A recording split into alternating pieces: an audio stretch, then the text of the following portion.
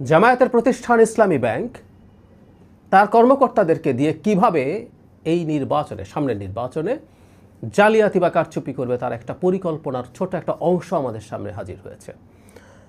অনুসন্ধানী সাংবাদিক জনাব জুলকারনাইন সায়ের একটা ভিডিও আমাদের সামনে আপলোড করেছেন, যেখানে একটা অনলাইন মিটিং, সেখান থেকে আমরা বেশ কিছু তথ্য জানতে পারি এবং খুবই অ্যালার্মিং এটা। এবং এই অনুমানটা বিএনপি আগেই করেছিল, বা আমরা যারা রাজনীতির খোঁজখবর রাখি তারা এটা ধারণা করতে পারি এটা আসলে হতেই পারে। বিএনপি কিছুদিন আগে বলেছিল ইসলামী ব্যাংক সহ জামায়াতের যে প্রতিষ্ঠানগুলো আছে সেগুলোর সদস্য, বিশেষ করে ইসলামী ব্যাংকের কথাই তারা বলেছেন, তাদেরকে নির্বাচনী কোনো দায়িত্ব পালনে যেন না ডাকা হয়, এটা খুব ক্লিয়ারলি বলেছিল। এবং এটা তাৎক্ষণিক প্রতিবাদ জামায়াতের পক্ষ থেকে হয়েছে। কি কি হয়েছে এই কলে আমরা সেই জায়গায় আসব।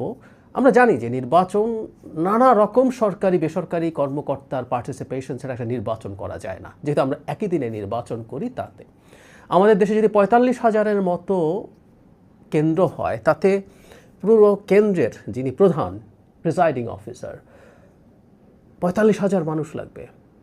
এরপর পোলিং অফিসার আরও ভেতরে থাকবেন আরও অনেকে, তার কয়েকগুণ পোলিং অফিসার লাগবে। এইভাবে বিভিন্ন সরকারি এবং বেসরকারি প্রতিষ্ঠান থেকে, স্কুল, কলেজ, ব্যাংক, সরকারি বেসরকারি বিভিন্ন জায়গা থেকে এই ধরনের অফিসারদেরকে নিয়োগ করা হয় যাচাই বাছাইয়ের মাধ্যমে। একটা প্রতিষ্ঠান ইসলামী ব্যাংক স্পষ্টভাবেই এটা একটা জামায়াতের প্রতিষ্ঠান। সুতরাং যেখানে ওই মতাদর্শের মানুষ আপনি ক্লিয়ারলি জানেন, সেখান থেকে কেন আসলে নিয়োগ হবে এই প্রশ্ন আসতে পারে। আমি আসছি এই প্রসঙ্গে আবার। এখানে যে কথোপকথনটা আসছে আপনারা একটু দেখে নেবেন, এটা দেখে নেওয়া উচিত হবে। এখানে এক ভদ্রলোক মিস্টার জলিল, ওনার পরিচয়ও বলছি। তো এই ভদ্রলোক প্রথম জানতে চান জনাব শফিকুল ইসলাম মাসুদ, যিনি ঢাকা দক্ষিণের জেনারেল সেক্রেটারি জামায়াতের, কি করবেন তারা, তাদের কর্মকর্তারা বিভিন্ন ক্ষেত্রে দায়িত্ব পালন করবেন, সেখানে তিনি নির্দেশনা দিচ্ছেন। মানে তারা কোথায় পড়বে, তারা ভেতরে পড়বে না বাইরে পড়বে, ভেতরে পড়লে কি কাজ করতে পারবে তাদের হয়ে, বাইরে পড়লে কি কাজ করতে পারবে তাদের হয়ে, আপনারা শুনবেন, আমার বলার দরকার নেই। কিন্তু এটার জন্য তারা আবার তাদের থানা বা ওখানকার দায়িত্বশীলদের সাথে যোগাযোগ রেখে কাজ করতে বলা হচ্ছে। খুব ইন্টারেস্টিং। মানে রাষ্ট্র বা নির্বাচন কমিশন যাদেরকে নিয়োগ করবে নিরপেক্ষভাবে নির্বাচন করার জন্য, তারা বুথের মধ্যে, কেন্দ্রের ভেতরে বা বাইরে যদি দায়িত্বে পড়ে, তাহলে জামাতের জন্য কি কাজ করবে সেটার জন্য তারা জামাতের লোকাল যে দায়িত্বশীল আছে, নির্বাচন পরিচালনার যেসব লোক আছে, তাদের সাথে কোলাবোরেট করে সেটা নেবে। আমার এসব বলার আগে জনাব মাসুদ খুবই আল্লাহর নাম নিচ্ছেন এবং এটা আল্লাহ সন্তুষ্ট হবে তবে এসব বলছেন। একটা ইসলামের নামধারী দল কি করে, একটা অন্যায়, একটা জালিয়াতির জন্য তিনি এই ধরনের কথা বলছেন। মিস্টার জলিল, যিনি প্রথম শুরু করেন, যাকে আমরা প্রথমে দেখি, তিনি হচ্ছেন ইন্ডিপেন্ডেন্ট ডিরেক্টর ইসলামী ব্যাংকের। তিনি খুবই অভিজ্ঞ, বাংলাদেশ ব্যাংকে ছিলেন, শেষ পর্যন্ত আর আল আফা ইসলামী ব্যাংকের ডিএমডি হিসাবে 2017 সালে অবসর নিয়েছিলেন। এখন ইন্ডিপেন্ডেন্ট ডিরেক্টর আছেন ইসলামী ব্যাংকে। এখন ইসলামী ব্যাংক জামায়াতের কিনা, বিএনপি যখন ইসলামী ব্যাংকের ব্যাপারে অভিযোগ করেছিল, তখন মিস্টার গোলাম পরওয়ার, জামাতের সেক্রেটারি জেনারেল, দ্ব্যর্থহীন ভাষায় বলেছেন এটা কোনোভাবেই জামাতের সাথে কোনো সংশ্লিষ্ট প্রতিষ্ঠান নয়, এখানে সুনামের সাথে এরা ব্যবসা করছে, ইত্যাদি ইত্যাদি ইত্যাদি।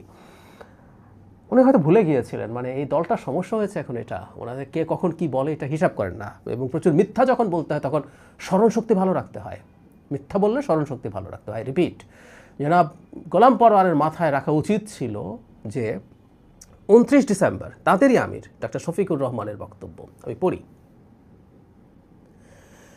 কেউ কেউ বলেন এই ব্যাংক ইসলামিক অমুক দল তমুক দল দখল করেছে, এই ব্যাংক কেউ দখল করেনি, এই ব্যাংক তার মায়ের কোলে ফিরে আসবে ইনশাল্লাহ। উনি তার আগে বলছেন ডাকাতের বেশে নতুন ব্যাংক ডাকাতেরা 5 আগস্টের পর ব্যাংক দখল করতে গেছে, তারা পালিয়ে গেছে। জামায়াতে ইসলামী ব্যাংক দখল করেনি, বরং এই ব্যাংক তার মায়ের কোলে ফিরে এসেছে। জামায়াতে ইসলামী ব্যাংক দখল করেনি, এই ব্যাংক তার মায়ের কোলে ফিরে এসেছে। জামায়াতে ইসলামী ব্যাংকের মা, এটা আমরা জানি, এটা আমরা জানি দীর্ঘদিন থেকে।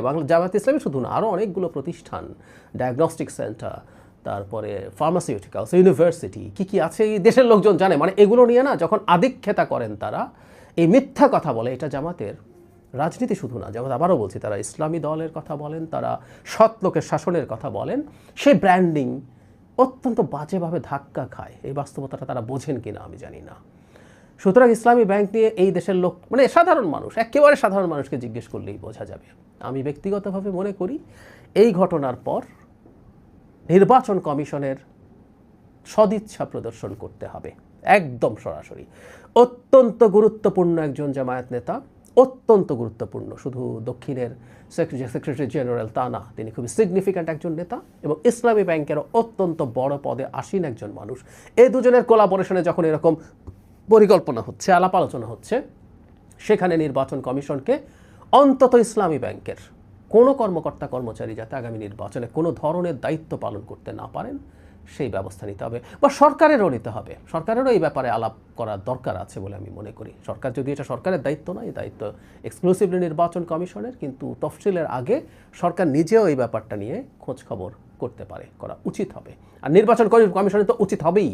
নির্বাচন কমিশন এখন পর্যন্ত এই ব্যাপারে কোনো মন্তব্য করেনি, এই ব্যাপারে কোনো মন্তব্য করেনি, কারণ কেউ কেউ বলতে পারেন যে তফসিলের আগে হয়নি তাই এটা নিয়ে করা যাবে না। একেবারেই তা না ব্যাপারটা। তারা নির্বাচনী ব্যবস্থাপনার সাথে জড়িত আছেন, তারা যেহেতু জড়িত আছেন তাদের চোখে যদি এটা এসে থাকে, আসা উচিত, তারা এই জিনিস দেখবেন না কেন? এমনকি এই কথোপকথন আমি অন্তত ঘেটে দেখলাম, আমি যে রিপোর্টে, বাংলা টিভির একটা রিপোর্ট আছে সেখানে দেখলাম, আমি ঘাঁটাঘাঁটিও করে দেখেছি জামাত কোনো ফর্মাল আর অফিসিয়াল প্রতিবাদও করেনি। মানে ইদানিং তো বলার সুযোগ আছে এটা এআই দিয়ে বানানো হয়েছে, আগে বলতো এটা এডিট করা হয়েছে, সুপার এডিট করা হয়েছে, আওয়ামী লীগকে দেখতাম। তো এখন তো এআই এর বাহানা আছে, এআই এর বাহানা টাহানাও দেওয়া হয়নি, তার মানে এখন পর্যন্ত অন্তত জামায়াত ইসলামী এটাকে ওন করছে। আর যদি এটা প্রতিবাদও করে, আমি মনে করি এই ভিডিওটার ফরেন্সিক করানো উচিত হবে নির্বাচন কমিশনের, ফরেন্সিক করিয়ে খুব দ্রুত, কারণ এই তালিকাগুলো হয়ে গেছে বা হয়ে যাওয়ার পথে আছে।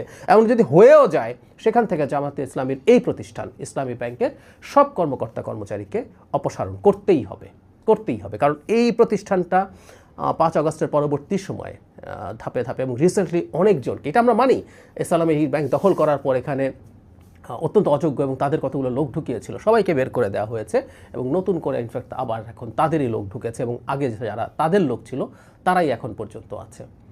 জামাত নির্বাচনকে প্রভাবিত করার জন্য কী কী করতে পারে আমরা একটা একটা করে আমাদের সামনে আনভেইলড হচ্ছে। কিছুদিন আগে জনাব শাহজাহান চৌধুরী কীভাবে প্রশাসনকে কবজা করবেন, কীভাবে পুলিশ তাদের কথায় উঠতে বসতে হবে, কীভাবে মামলা তাদের কথায় দেবে, গ্রেফতার তাদের কথায় করবে, সেটা পুলিশ কীভাবে সামনে পিছিয়ে প্রোটোকল দেবে প্রার্থীকে, সেটার কথা যেমন জানিয়েছেন সেটা আমাদের সামনে রিভিল্ড হয়েছে। এখন এটা রিভিল্ড হলো একটা ভয়ঙ্কর একটা অ্যালার্মিং সিচুয়েশন। আমরা প্রায় একটা কথা বলি যে আগামী নির্বাচনটা যদি মোটা দাগে, কিছু অনিয়ম হতেই পারে, কিন্তু মোটা দাগে যদি সব পক্ষের কাছে অ্যাকসেপ্টেবল না হয়, অন্তত প্রধান স্টেক হোল্ডার্স, বিশেষ করে পলিটিক্যাল পার্টিস, তাদের কাছে যদি অ্যাকসেপ্টেবল না হয়, আমরা এখন পর্যন্ত গৃহযুদ্ধ টাইপের পরিস্থিতি এড়াতে পেরেছি। আমি বলছি না গৃহযুদ্ধ বেঁধে যাবে, কিন্তু এমন কেওস হবে যেটা ওটার কাছাকাছি পর্যায়ে চলে যেতে পারে, এবং ওই কেওস মানেই হলো আমাদের চরম শত্রুদেরকে সুযোগ করে দেওয়া, সেটা আওয়ামী লীগ হোক, সেটা ভারত হোক, বা সেটা আর কেউ। আমি একদম দিব্য চোখে সেই সংকট দেখতে পাচ্ছি। জামায়াতে ইসলামী রিসেন্টলি ক্ষমতা যাওয়ার ব্যাপারে এতটা কনফিডেন্ট হয়ে উঠছে, সম্ভবত তাদের এই ইলেকশন ইঞ্জিনিয়ারিংয়ের প্ল্যানগুলো তারা মেটিকুলাসলি ডিজাইন করতে পেরেছে। এবং যেটা হয়, এই যে এই চুরি করতে হবে, এটাও তাদের যাদের কাছে আছেন তাদের কাছে রীতিমতো আল্লাহর নাম নিয়ে করা হচ্ছে, এবং প্রত্যেকের মধ্যে এই পারসেপশন হয়তো ঢোকানো হচ্ছে চুরি করে হলেও জামাতকে ক্ষমতায় আনলেও সেটা যে কোনো ফর্মে আল্লাহর বা ইসলামের সেবা করা হয়। ভয়ঙ্কর সব অ্যালার্মিং ব্যাপার। ব্যাংকার অনেকেই বিভিন্ন পর্যায়ে দায়িত্ব পেয়ে, প্রিজাইডিং অফিসার থেকে শুরু করে হয়তো ছোটখাটো দায়িত্ব পেয়ে পুলিং অফিসার পর্যন্ত করতে পারে। সে ব্যবসায় তাদেরকে ভোট দেওয়া ইনশিওর করে যদি দায়িত্ব পালন করতে পারে, তাহলে মনে হয় কি করা যায়, সে মাসুদ ভাই যদি জবাব দেন। আমি খুবই সংক্ষেপে কয়েকটি বিষয় একটু আপনাদের সামনে তুলে ধরার চেষ্টা করব। যদি আল্লাহ তাআলা পছন্দ করেন তাহলে হয়তো আপনাদের কাজে লাগতে পারে, এবং দুনিয়ার কল্যাণ পরকাল মুক্তির জন্য যেন আল্লাহ সুবহানাহু ওয়া তাআলা এটা কবুল মঞ্জুর করেন। আমরা সবাই বলি আমিন। এলাকা ভেদে সংশ্লিষ্ট দায়িত্বশীলদের সাথে পরামর্শ করে ওনার ওখানে ইম্পর্টেন্সটা কোনটায়, যদি ওখানে ভিতরে থেকে উনি ভালো সাপোর্ট দিতে পারে তাহলে উনি দায়িত্ব নেবেন। আর যদি উনি বাইরে থেকে ওনার প্রভাব বলাটা এরকম হয় যে বাইরে থেকে ওভারঅল এনভায়রনমেন্ট মেনটেন করাটা ওনার লোকাল যে সংগঠন আছে, লোকাল অর্গানাইজেশনের সাথে আলোচনা করে ডিসিশনটা হবে। মানে ঢাকা মহানগরী যে 7টা আসন, এখানে একই ভাবে ধরেন এখানে প্রার্থী, তারপর প্রার্থী আসন পরিচালক, আসন নির্বাচন পরিচালনা কমিটি, সেখানে আপনি একটু কথা বলে নিতে হবে, বা আপনি একটা তালিকা ওনারাই দিবে, বা লোকাল আমাদের থানা দায়িত্বশীল যারা আছে তাদের মাধ্যমে আপনি একটু জেনে নিলে হবে যে আমি তো এই জায়গায় আছি, এখান থেকে আমি যদি ভোট কেন্দ্রের ভিতরে থাকি তাহলে এক ধরনের সুবিধা হবে, আর যদি আমি ভোট কেন্দ্রের বাইরে থাকি তাহলে এক ধরনের সুবিধা হবে। এমন যদি হয় ভোট কেন্দ্রের বাইরে যদি ওনার নির্বাচনী এলাকার বাইরে যদি দায়িত্ব দেয়, সেক্ষেত্রে আমার মনে হয় না নিলেই ভালো। না ওটা যাওয়া যাবে না, ওটা যাওয়া যাবে না। জানালেই ভালো, ঠিক আছে। এটা তো নির্বাচন এলাকার বাইরে হলে ইন জেনারেল জি, তাদের জি, যাওয়া যাবে না। আর যাবে না। নির্বাচন এলাকার মধ্যে হইলে সেক্ষেত্রে আমরা সংশ্লিষ্ট কনসার্ন নির্বাচন স্থানীয় পরিচালকের সাথে পরিচালকের সাথে একটু আলোচনা করে আলাপ করে সিদ্ধান্ত নিতে নিতে হবে। হবে। জি জি ঠিক আছে, ইনশাল্লাহ 1 নাম্বার গেল। আর দ্বিতীয়